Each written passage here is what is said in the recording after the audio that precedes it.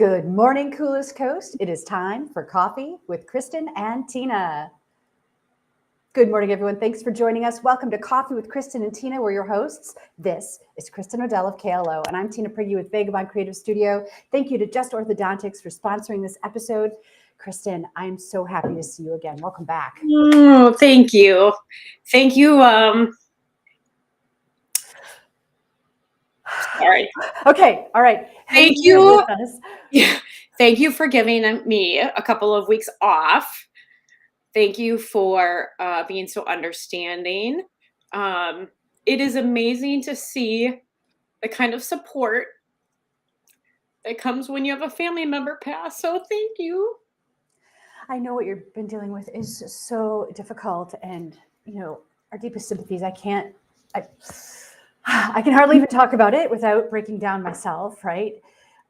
It's something no girl ever wants to have to go through. Nicole says hugs. So how are you doing? How are you getting through it? How are you dealing with it? Where are you today? Or should we move on to, you tell me if you want to. No, I mean, this is real life. So I'm going to talk about real life. And I know you guys probably don't come on Coolest Coast to sit and cry, but we're going to just, have a moment here. So, for those of you that don't know, my dad passed away 2 weeks yesterday. And I'm doing okay.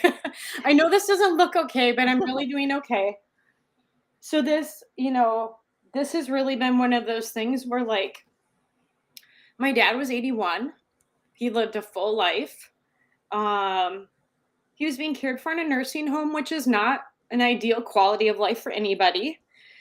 And so, there's a sense of, I don't know if relief is the right word, but, thankfulness that he's not in that space anymore. But there's also a spot that just doesn't fill. Yeah, I hear people talk about the relief part of it, right? Like no longer seeing the person that you love and care about suffering. But there's just something so final, right? Like that tether is completely severed, right? Like it's just, there's no going back. Even if there's relief, like you said, there's just that hole. And that sucks. Right. It does suck. That sucks. We're just gonna say that. That sucks. It does indeed. And, I just, grief has come to my family before, so this is not new necessarily for us. And I think we've really learned that talking about it is good. Spending time together is good. Being okay, laughing and finding joy in it is good. Like, you don't have to be in grief all the time, or put on a show or do whatever you need to do. Like, there's nothing wrong with finding joy and happiness in the midst of grief, because they can happen simultaneously. It's like, it can be and you can have joy and be grieving or be sad. So, I think, we've found a lot of ways to do that over the last couple of weeks, and we're going to continue to do that. We were blessed because my mom and my sister and I had planned a weekend away to Door County a number of months ago, and that weekend happened to fall last weekend. So we had, the visitation and my dad's service on Wednesday, and then on Thursday we had his burial, and we had family dinner together on Thursday night, and then Friday we got to leave and go away for the weekend. And I just think about, whatever, I believe it was God's hand in our planning to say, like, we already had this time set aside to go. And yeah, you need this. You three need to be together. Right. And it was like the great escape. We got to leave, and, there was no expectations about the weekend. at all. Like, we agreed that we all needed to get sleep. We we had committed to sharing meals together. I'm somebody that when I'm in grief or under stress, I stop eating. So I'm like, I need to get back into my routine of caring for my body that way. But we just did whatever felt right, and that was really, really helpful and really good. So um, Yeah, that is amazing that it lined up. It was like a gift from the gods. yeah, without a doubt. Like, I just believe that, and I think it was really a blessing for my mom to be able to go away and not have to, kind of settle back into that routine of being home quite so quickly. Um, because we How, got, go ahead. oh, I was just going to say, how is your mom doing through this, right? Because that's her partner. That was her life mate, right? And so you get to go home and your family is there. So my mom is watching. I think she's amazing. I think she's amazing.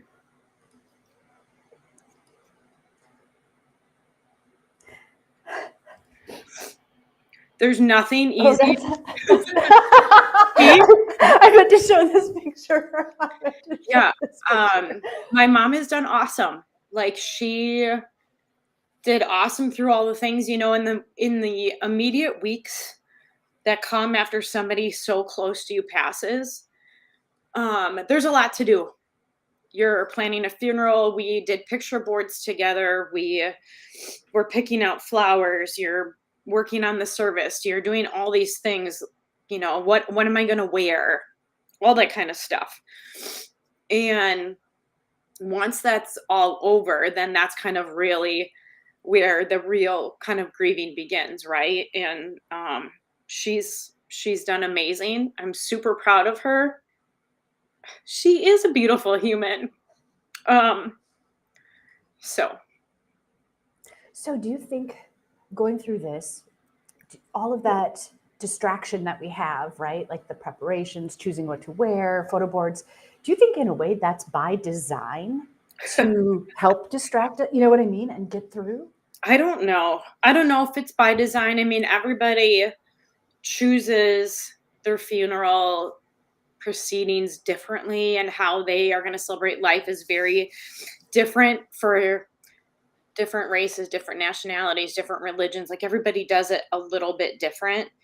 I think for us, it was just part of the things that, first of all, we felt like we had to do and we wanted to do, but also just a way to honor my dad in the best way possible. So, there's a lot of careful thought and consideration in, what do we want to do? Like, how do you remember that person, right? And so my mom had a lot of decisions to make along the way, and we just tried to give our input when she asked for it, but also just tried to support and celebrate her choices, because I still do want her to feel good about what she's doing. And, there's enough reflection going on without having to regret about, did I do something right or wrong? Or, you just, Yeah.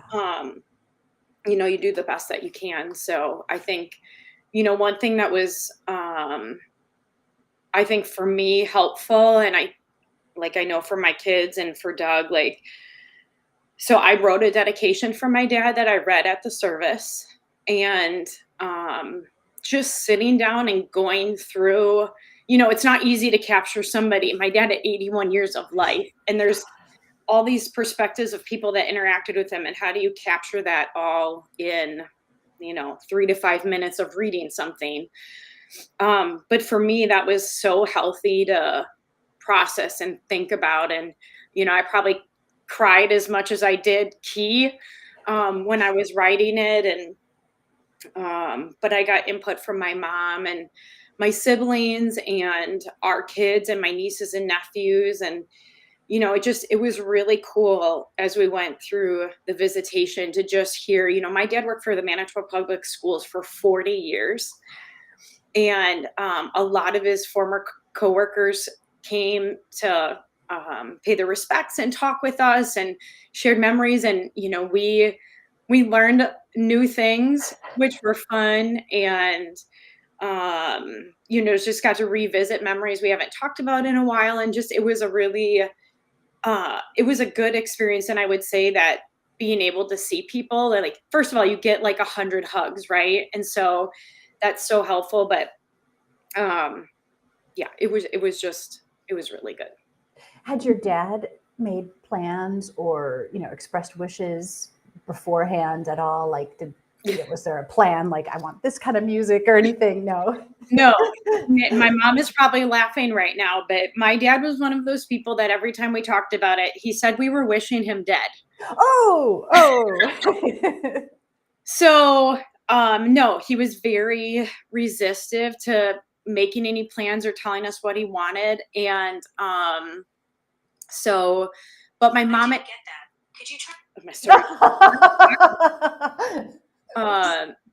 Yeah, Denise, I agree. But my mom and we went a couple of months ago and done all their funeral planning, not only just because she wanted to make sure he was, kind of taken care of, but that her stuff was done the way she wanted it also. And so it was just really, really nice to be able, like, a lot of our hard work and decisions were already done. And I think that was really helpful for her in that moment. Yeah. How did the girls process it? So they're still, I think they're all still processing it just like we are. So last Tuesday we picked them up from school and, we had to tell them, and we took them down to Shooty Park and we went for a walk and we talked about it. We wanted them to have time and space and fresh air to kind of process on it. And, again, we, especially in the last year, but always made a conscious effort to be there to share meals with him, to watch a movie with him, just kind of what we always did at home, at our house or at their house with him. We tried to transfer that to the nursing home as much as we could. It obviously wasn't the same always, but they played games outside at the nursing home, played catch with him, like all that kind of stuff. And let's be honest, kids don't like hanging out in a nursing home. Like, Right. it's boring. There's old people everywhere. Like, it's just not a great place. And we made the best of it. And we talked with them a lot about why we were doing it, why we were going to spend time with him. That we didn't want, isolation's a real thing. We never wanted my dad to feel isolated, even though being in a nursing home can be. And so I think for us, for our family, I can just speak about Doug and I and our family unit. Like, we feel like we spent so much time with him and, got to do the best version of whatever it is. And so we know that we did that time with intent to make the most of it. So I think that feels good. And I think it was just validation that all that time was worth it. Yeah. I love how you do things with intent. It's wonderful because that's really then what you remember, right? Not stressing about things, but like that intentful time that you got to spend together. Right. And I think it just validates again for all of us the value in, like, we have family. We moved back here to be closer to family. So we got to make the most of that. To be very thoughtful about, when we have friends we want to spend time with and taking time to connect, especially people who, lean in and want to be there to support you. Like, that's worth giving your time and energy to. And how can you do that more frequently? Yeah. Now, I know you're still so close to this, but if somebody else is going through something similar, do you have any suggestions or any things that, I don't know, helped you or that you had an epiphany and you're like, if people knew this, it would help ease, you know what I mean? Well, I'll tell you, I'm going to share just a couple of funny things. So I was thinking about talking about this. And again, there's got to be this like balance of sadness and grief with funny things. So, the first thing is that people feed you.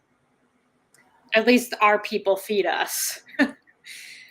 People were so amazing and showed up with meals and fresh local apples off their trees and baked goods and desserts and just all the things. And I loved actually being able to reach out to my brother and sister-in-law and say, you guys, we have so many amazing treats here. Like, can I drop something off at your house? Because our counters are full. Like, I just, like, sometimes in the absence of knowing how to support somebody, like, we had our beautiful neighbors and good friends, Kill and Rob, they dropped off soup and apples right by our front door and said, there's something on your porch. Right. And so I just, like, don't be afraid to do that. Don't be afraid to reach out. If you're close enough, stopping and giving people a hug is always good. They say you need like 8 hugs a day to sustain life. I think we've watched that video once before. In times of grief and stress, you need like 10 times that. So, that's so helpful, I think, to know what's acceptable, because it is hard to know what to do when someone else is in, a grieving stage. Like, how do I show my support? How do I go through that panic all the time? Like, I don't know what to do, but so it's good to know that, a hug, worth it. You know what? Feeding people, worth it. Like, yeah, that's right. Right. And I think I've gotten, I've continued and have gotten messages through Facebook and text messages, or we'll get a card in the mail. Like, nothing you do is going to be wrong. Nobody's going to say, how dare you write me a card, or how dare you send me a text. You might not get a response. You might not know. And just keep in mind, like, that's not a personal thing. It's sometimes a bandwidth thing. It's sometimes like, I'm so overwhelmed. I can't think about, like, I think there was a day my dad passed on a Tuesday, and I think by like Thursday, I said to Doug, like, I want to chuck my phone out the window and run it over with the car, just because it was getting overwhelming. And my sense of responsibility was like, I need to answer everybody, because that's just how I am normally. I'm a follow through kind of girl. And I just was like, I'm going to let it go. I'm not like, I will get to it when I get to it. And I know nobody expects you to answer. Like, right. Well, and sometimes too, you want to, I don't know, kind of savor them or sit on them, like wait until there's the right quiet moment where, not where you're thinking about clothes or food, or, you know what I mean? Like where you can just, you almost want to, stretch it out. So it might not, while it's amazing at the time it comes in, it doesn't necessarily need to be processed at that time, because it could be more impactful if you can just save it. Yes. Yep. So I think whatever feels right for you is what you should do for somebody else. And I think it's never going to hurt to send a note, a message, or a card, just offering that support, offering that memory even after. Because again, there's a lot that happens in the week or two after, because there's things that have to get done. But the real grieving starts when all of that's over and everybody else is going back to the routine and you're still sitting in it. So, waiting a couple of weeks, waiting a month, putting a reminder in your calendar for 6 months and saying, like, I'm going to check in with that person. That's where it comes. Because again, I think Wendy mentioned this, but like, they haven't forgotten. Right. So. Right. They haven't forgotten, and there will be constant reminders.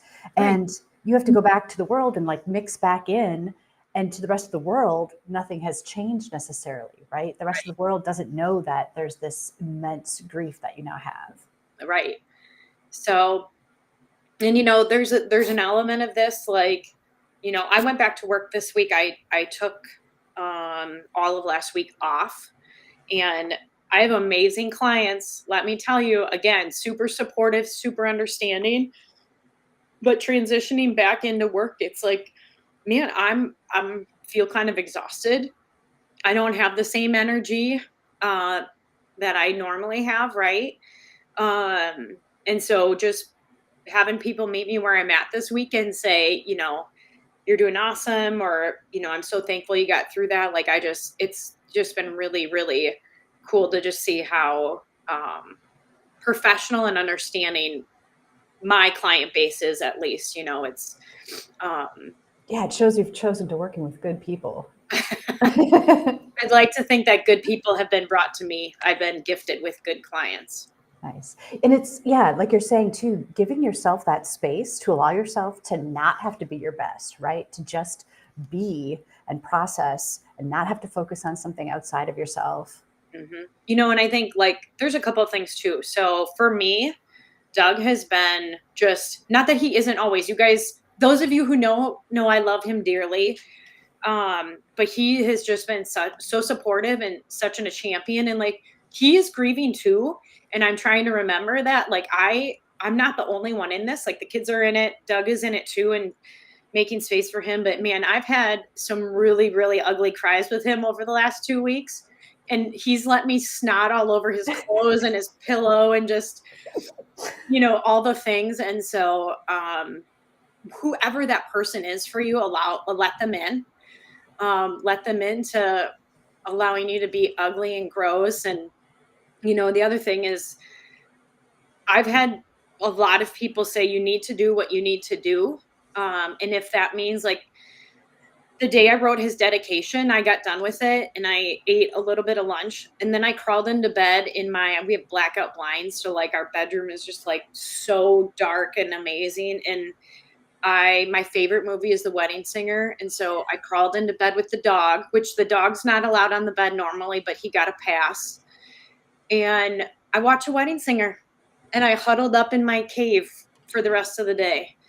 Does your dog seem to be aware that there's a shift in emotions? You know what I mean? Do you notice, has he acted any differently or just more supportive or more quiet or anything? So Reggie is kind of the little lover dog and he follows me all around. He sleeps on my side of the bed. Like he just is always that unconditional love, almost to the point of having FOMO. He's so attached. What's interesting is Millie, our older dog, she avoided me last week. And the week before, she would kind of go like I tried to like have her come into bed with me too, and she's like, no, I'm going. So it just was it was kind of interesting which is not how she would normally be. So like slightly different than what. Interesting. Right.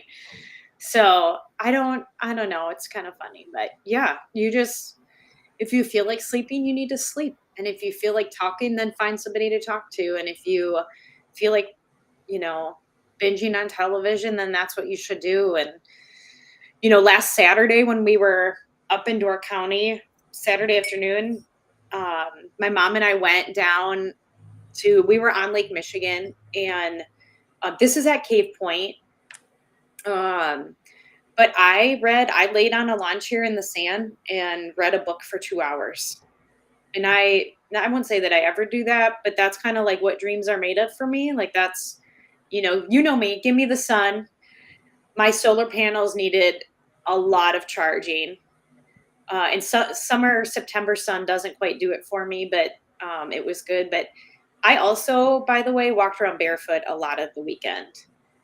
And I don't know if you guys have ever read about or learned about kind of grounding, but supposedly putting your feet in things like dirt and grass and the water is supposed to just help you like release stuff off your body. And it felt good. So I did it. Yeah, that's awesome. Oh, Kristin, do you want to talk about a realistic fall bucket list before we sign off? Yeah. So I'm in a state of realism. I'm very real, and I would love to end because I feel like this is a funny way for us to end today. So you guys, Kristin shared this with me and I put it into the images for today. And I'm like, oh, realistic fall bucket list. And I just stopped at number 1 when I quickly previewed it. I'm like, oh, haha. All right, do all the work for them. Yeah, that checks out. But then I kept reading. It's real. Number 2, get a caramel apple at the pumpkin patch shop. Watch a bee land on it immediately and throw it directly into the garbage. Number 3, try to make your own delicious pumpkin spice latte at home. Dump it out because the recipe was a big fat liar and go to Starbucks instead. Yes. Paint your nails a nice fall shade of cocoa that actually makes it look like you stuck your fingers in poop. Get lost in a corn maze, like really lost. Panic. I know somebody that's gotten lost and had to call. Anyway, that's real. That is real. Watch a spooky movie with your kids. Let them subsequently sleep in your bed for the next 2 weeks and remind them witches aren't real. Witches aren't real. Bake pumpkin bread. pumpkin cookies, pumpkin roll, and pumpkin pie, and then cry when you realize you've gained 11 pounds. It's real. Hang a decorative wreath on your front door so you'll have to use brute force to get it to shut for the next 30 And then pretend to smile with your family in a pile of leaves for a photo, knowing you just threatened to sell them on the black market if they didn't cooperate. That's So, great. have you ever experienced any of those, Tina? So once upon a time, a good friend of mine and I, we did a corn maze up in Door County, and we thought we were doing so well, right? We're like, this is gonna be like a record-setting run of this corn maze. They're gonna have like the news waiting when we get out because we've done this so fast. And by the time we finished, they're like, man, we were just thinking we should send somebody in to look for you. So like perception versus reality, right? That's right. That's right. I've been feeling very pumpkin-y. Like we had pumpkin bars and just different lots of cinnamon stuff. And there's something comforting about fall stuff and fall. I made ham and potato chowder. Very much in a comfort food space right now. And so maybe 11 pounds, so what? You'll work that off at CrossFit in no time. It's the other ones of us that are screwed. Yeah. So thank you all for your sweet comments and your encouragement and, sharing your grief stories. Again, that you're not alone. That there's people cheering you on, and thank you. Thank you for being so authentic, for just being open and sharing how you feel. I think it's so beneficial, not only for us to talk about this, but for us to learn how we can better support somebody going through something like this. Yeah, absolutely. Kind of as we close, there's been a lot of kind of unexpected death in our community. There's a number of high schools struggling with the passing of students. I know Reedsville and New Holstein obviously are struggling with that. And I saw this morning that the Lutheran system here in town is suffering. And just, not to take away from any families that are dealing with that, but just lifting everybody up. Like, this is real. This is happening in our community, and make space for those people who are going through it right now. Yeah, no one here gets out alive, and the best we can do is support one another while we are all here and make it the best for each one of us. That's right. Kristin, I love you. Thank you so much for being here. I love you, Tina. Thank you. Thank you, everybody, for watching this episode of Coffee with Kristin and Tina. I guess it's now standard. Just bring a box of tissues when you're with us. We look forward to seeing you next time on Coffee with Kristin and Tina. Take care, everyone. Bye, guys.